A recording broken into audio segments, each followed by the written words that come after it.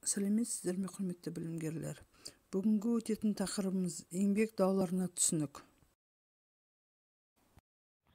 Білімді бағалау жүйесі.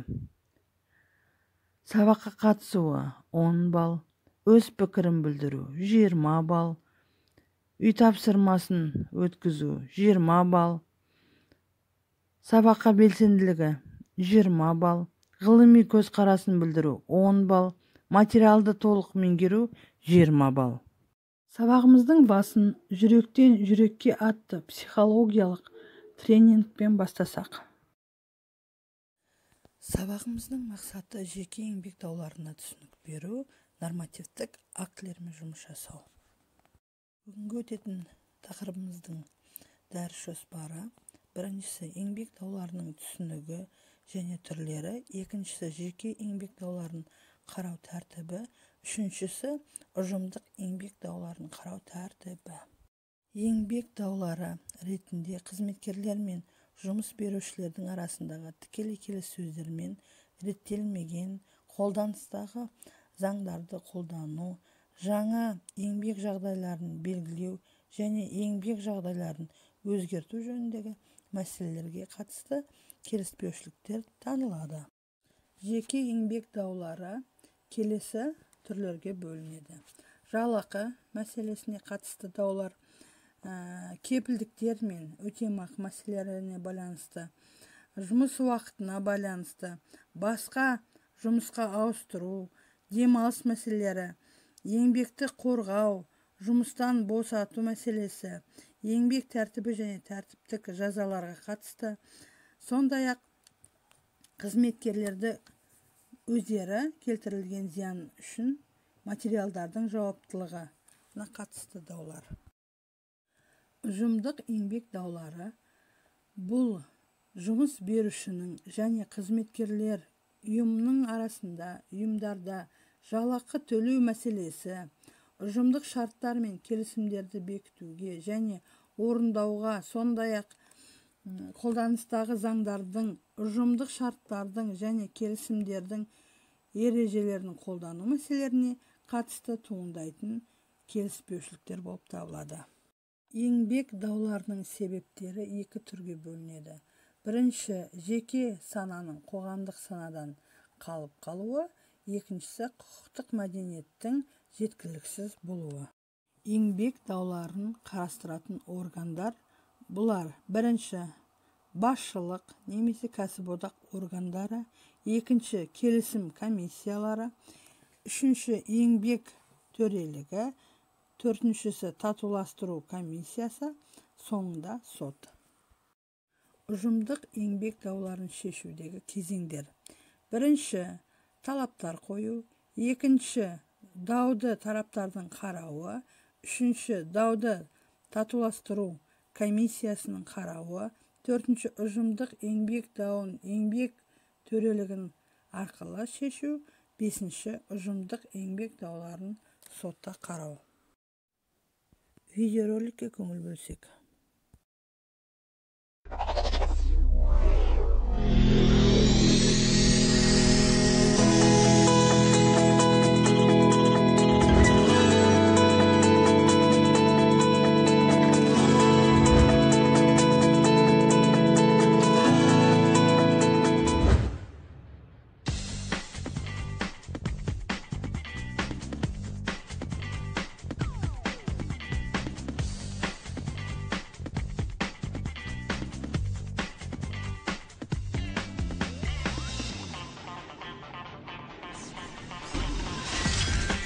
Бүгін көптеген компаниялар өзінің қызметкерлері мен еңбек шарттарымен қатар ұжымдық шарттарды да жасайды.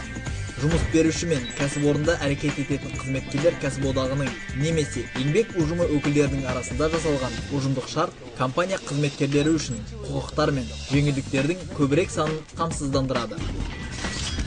Еңбек кодексінің 284 бабының негізінде ұжымдық шартқа мына жағдайлар кірістірілуі тиіс: еңбекті төлеу жүйесі туралы, тарифтік мөлшерлемелердің және айлықтардың көлемі туралы, қызметкерлерге төленетін үстемелер, қосымша төлемдер туралы ақпарат, жұмыс уақыты, демалыс уақыты және еңбек демалыстары туралы. еңбек ақы төлеуді индекстеу туралы, жәрдемақылар мен өтемақы төлемдерін төлеу туралы, оның ішінде жазатайым оқиғалар кезіндегі қосымша өтем ақылар туралы, тиісті мамандықтың, ұйымдағы лауазымның ең жоғарғы және ең төменгі жалақысы мөлшерлерінің арасындағы жол берілетін ара қатынас туралы, разряд аралық коэффициенттерді белгілеу туралы, салауатты және қауіпсіз еңбек пен тұрмыс жағдайларын жасау туралы, еңбек қауіпсіздігі және еңбекті қорғау жөніндегі шараларды қаржыландыру көлемі туралы, денсаулық сақтауды жақсарту туралы. Қазақстан Республикасының еңбек кодексінің 284 бабына сәйкес ұжымдық шарт көптеген өзге пункттерден тұруы мүмкін. Оларда қызметкерлердің кәсіпорындағы жағдайын жақсарту бойынша қызметкерлер мен жұмыс берушінің өзара міндеттемелері толық жазылған.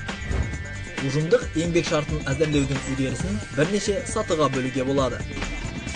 Қызметкерде, жұмыс берушіде жобаны дайындаудың және ұжымдық шартты жасаудың бастамашысы бола алады. Ұжымдық шартты жасау бойынша келіссөздердің бастайтындығы туралы ұсынысты екінші тараптан алған бірінші тарап 10 күннің ішінде оны қарауға және келіссөздер жүргізуге міндетті. Бұл үшін тараптар біріккен комиссияны құрады.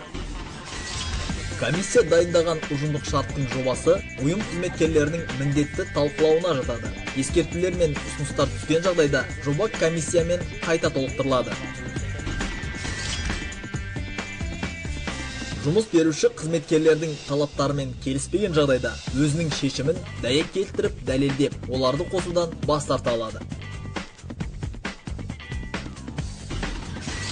Екі тараппен қабылданған ұжымдық шарт кемінде 2 данада жасалады және тараптардың өкілдерімен қол қойылады. Қол қойылған ұжымдық шартты жұмыс беруші шартқа қол қойылған күннен бастап, оны еңбек инспекциясы бойынша жергілікті органға 1 айлық мерзімде ұсынуға міндетті. Ұжымдық еңбек шартының жағдайлары шарттың әрекет ету мерзімінің ішінде бір жақты тәртіпте өзгертіле алмайды. Егер қызметкерлерде қосымша талаптар пайда болса, ал жұмыс беруші оны ұжымдық еңбек шартына енгізуден бас тартса, ұжымдық еңбек дауы пайда болады. Даудың барысында бір қызметкердің, сондай-ақ бүкіл ұжымның тұрмыстық және еңбек жағдайлары талқылануы мүмкін. Ұжымдық еңбек дауы жұмыс беруші қызметкерлердің талаптарын қанағаттандырудан ресми бас тартқан күннен бастап, немесе қызметкерлер өз талаптарын бұрын жариялаған күннен бастап 3 күннен кешіктірмей есептелінеді. Еңбек даулары бітістіретін рәсімдердің тәртібінде немесе сот тәртібінде шешілуі мүмкін. Қызметкерлердің еңбек мәселелері бойынша талаптары қызметкерлердің жиналысында талқыланады және дауыстардың көптігімен бекітіледі. Жұмыс беруші 3 күннен кешіктірмей қызметкерлер қойып отырған талаптарды қарауға міндетті. Жұмыс берушілердің бірлестігі талаптарды алған күннен бастап, оларды 5 жұмыс күннен кешіктірмей қарауға және оларды шешу бойынша шараларды қабылдауға міндетті. Дауды көрсетілген мерзімде шешу мүмкін болмаған жағдайда, жұмыс беруші өзінің шешімдері мен ұсыныстарын қызметкерлерге жазбаша жеткізуге міндетті. Қызметкерлермен әрі қарай келіссөздерді жүргізу үшін жұмыс беруші өзінің өкілдерін тағайындайды. Қызметкерлердің талаптарын қанағаттандыру мүмкін болмаған кезде, екі тарап өкілдерінің бірдей санынан тұратын бітістіру комиссиясы құрылады. Бітістіру комиссиясы құрылған күннен бастап 3 күннен кешіктірмей қызметкерлердің талаптарын қарастырады. Бітістіру рәсімінің барысында бітістіру комиссиясы қызметкерлермен, немесе олардың өкілдерімен, жұмыс берушімен, немесе оның өкілдерімен, мемлекеттік органдармен және өзге мүдделі тұлғалармен кеңеседі. Комиссияның шешімі тараптар келісімінің негізінде қабылданады. Тараптардың өкілдері қол қоятын хаттамалармен рәсімделеді және тараптар үшін міндетті күшке ие. Бітістіру комиссиясында келісімге қол жеткізілмегенде, оның жұмысы тоқтатылады, ал дауды шешу үшін еңбек төрелігі құрылады. Еңбек төрелігі бітістіру комиссиясының қызметі тоқтаған күннен бастап 5 күннің ішінде құрылады. Оның құрамына қоғамдық бірлестіктердің өкілдері, еңбектің мемлекеттік инспекторы, мамандар, сарапшылар мен өзге тұлғалар кіреді. Құрамында 15 адам болады. Еңбек төрелігінің шешімі оның құрылған күннен бастап дауыстардың қарапайым көптігі мен 7 күннен кешіктірмей қабылданады. Шешім дәлелді, жазбаша түрде баяндалған және төреліктің барлық мүшелерімен қол қойылған болуы тиіс. Еңбек төрелігінің шешімі ұжымдық еңбек дауын тараптардың атқару үшін міндетті болып табылады. Еңбек дауы делдалдың қатысуымен қаралуы мүмкін. Делдалдар ретінде оларға қатынасы бойынша тәуелсіз ұйымдар мен тұлғалар анықталады. Тараптардың арасында келісімге қол жеткізілген барлық жағдайларда бітістіру рәсімдері тоқтатылады, ал дауды шешудің шарттары болып, тараптардың арасындағы келісімнің шарттары табылады. Ұжымдық еңбек дауының тараптары қол жеткізген келісімдер жазбаша түрде рәсімделеді. Егер еңбек дауының барысында ереуіл жарияланған болса, қызметкерлер оны доғаруға міндетті. Егер ереуіл рұқсатсыз болса, онда оның қатысушыларына Қазақстан Республикасы Еңбек кодексінің 54-ші бабы бойынша тәртіптік жазалаулар қолданылуы мүмкін.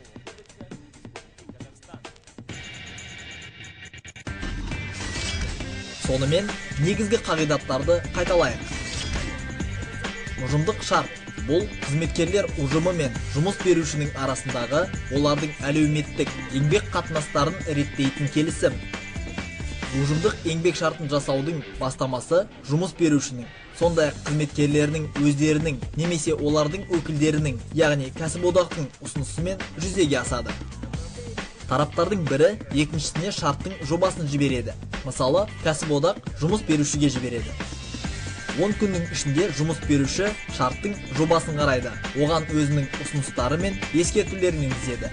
Егер қандай да себеп бойынша жұмыс беруші шартқа қызметкерлердің талаптарын кірістіре алмаса, ол өзінің бас тартуын жазбаша түрде дәлелдеуі тиіс. Тараптар қабылданған шартқа тараптардың әрқайсысы үшін арналған 2 данада қол қойылады.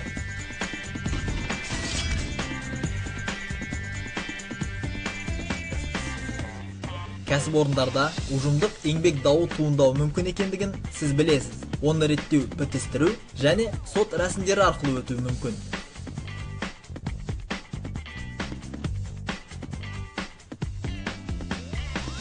Бітістіру рәсімдерінің барысында қызметкерлердің жиналысында жұмыс берушіге талаптар қойылады.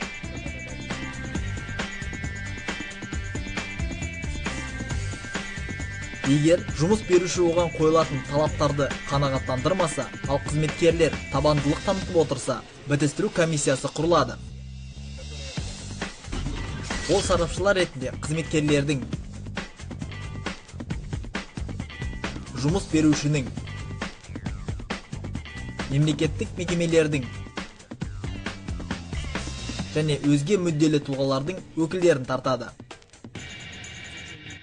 3 күннің ішінде комиссия талаптарды қарайды және хаттаманы ұсынады. Егер бұл жағдайда да тараптар өз талаптарында тұратын болса, 5 күннің ішінде еңбек төрелігі құрылады. Оған қоғамдық ұйымдар, еңбек бойынша мемлекеттік инспекцияның өкілдері, мамандар мен сарапшылардан кемінде 5 адам кіреді.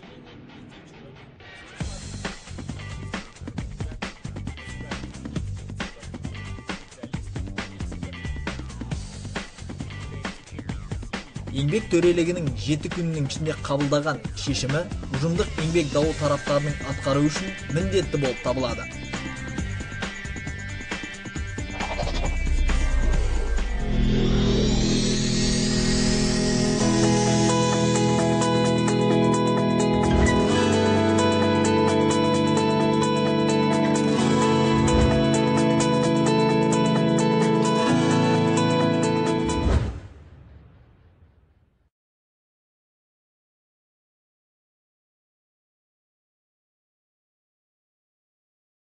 Шығу парағы әдісі арқылы білімдерін тексеру.